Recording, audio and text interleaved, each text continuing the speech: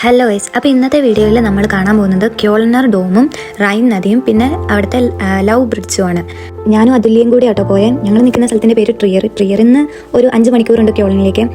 ഞങ്ങൾ ശനിയാഴ്ച വൈകുന്നേരം ഒരു 5:30-ക്കാണ് ഇറങ്ങിയത്. അപ്പം ബുഹ് എന്ന് പറഞ്ഞ സ്ഥലം ഈ ക്യോളൻ കഴിഞ്ഞിട്ടുള്ള സ്ഥലം. അപ്പോൾ അവിടെ അവളുടെ ഒരു ഫ്രണ്ട് ഉണ്ട്. അപ്പോൾ ഞങ്ങൾ അവിടെ സ്റ്റേ ചെയ്തിട്ട് ഞായറാഴ്ചയായിരുന്നു ക്യോളൻ പള്ളിയൊക്കെ കാണാൻ വേണ്ടി വന്നത്. അപ്പം ഞങ്ങൾക്ക് രണ്ടുപേർക്കും പറ്റിയൊരു അബദ്ധം ഞാൻ പറയാവേ. ഞങ്ങൾ രണ്ടുപേരും കൂടെ രാവിലെ ബുഹ് എന്ന് പറഞ്ഞ ഇവളുടെ ഫ്രണ്ടിൻ്റെ വീട്ടിൽ നിന്ന് ഇറങ്ങി. എന്നിട്ട് ഞങ്ങൾ ബുഹിൽ നിന്ന് ക്യോളിലേക്ക് 1 മണിക്കൂറേ ഉള്ളൂ.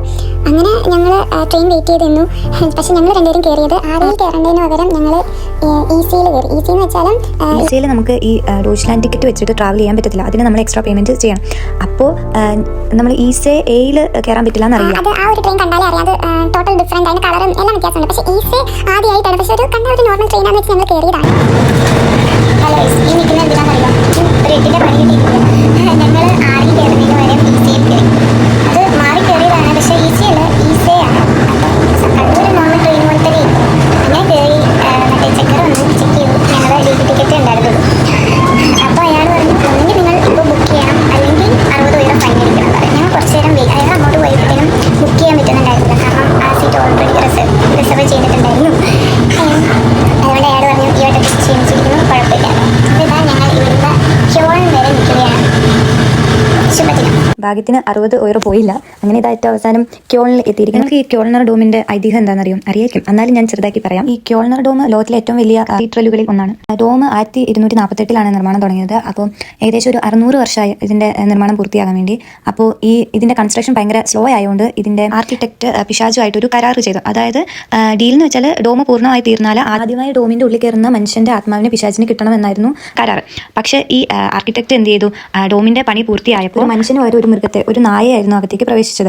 അപ്പോൾ ഇതോടെ പിശാച് വളരെ കോപിതനായി. അങ്ങനെ പിശാച് ആ ഡോമിൽ നിന്ന് പോയി. അപ്പോൾ കഥ പ്രകാരം ഡോം ഒരിക്കലും പൂർണ്ണമായിട്ടില്ല എന്നാണ് ആളുകൾ പറയുന്നത്. കാരണം ഡോമിന്റെ പുറത്ത് ഇപ്പോഴും കൺസ്ട്രക്ഷൻസ് വർക്ക് നടക്കുന്നുണ്ട്.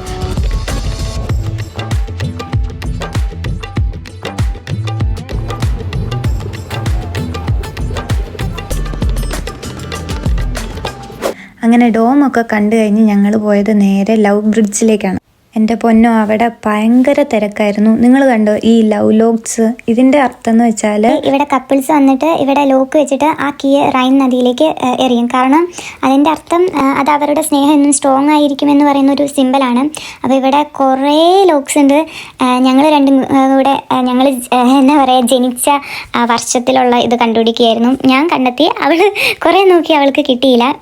അങ്ങനെ അവിടെ കുറച്ചധികം നേരം സ്പെൻഡ് ചെയ്തു. പിന്നെ ഭയങ്കര വെയിലായിരുന്നു. അതുകൊണ്ട് ഞങ്ങൾ പെട്ടെന്ന് തന്നെ വരാൻ നോക്കി. അപ്പോൾ ഈ താഴെ കാണുന്ന, ഈ ബ്രിഡ്ജിൻ്റെ താഴെ കാണുന്ന നദീൻ്റെ പേരാണ് റൈൻ നദി. അപ്പോൾ ഈ പുഴയിലേക്കാണ് കപ്പിൾസ് കീ എറിയുന്നത്. അങ്ങനെ ഞങ്ങളിതാ ക്യോൺ പള്ളിയൊക്കെ കണ്ട് അടിപൊളിയായിരുന്നു. പക്ഷേ ഉള്ളിലേക്ക് അങ്ങനെ കയറാൻ പറ്റിയില്ല. കാരണം ആ ടൈമിൽ ഗോട്ടസ് ഡീൻസ് നടക്കുമായിരുന്നു, അതായത് കുർബാന നടക്കുന്നുണ്ടായിരുന്നു.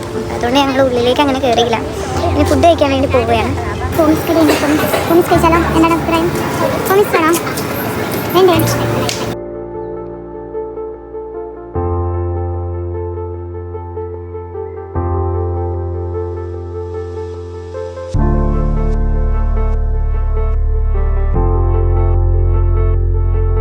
അങ്ങനെ ഞങ്ങളൊരു ബർഗറൊക്കെ കഴിച്ച് ഞങ്ങളുടെ ട്രെയിൻ കയറി ഞങ്ങൾ തിരിച്ച് ട്രിയറിലേക്ക് പോയി. അപ്പോൾ അത്രയൊക്കെ ഉള്ളൂ ക്യോൺ വിശേഷങ്ങൾ. വീഡിയോ ഇഷ്ടമായെങ്കിൽ സബ്സ്ക്രൈബ് ചെയ്യാനും ലൈക്ക് ചെയ്യാനും കമൻറ്റ് ചെയ്യാനും മറക്കല്ലേ.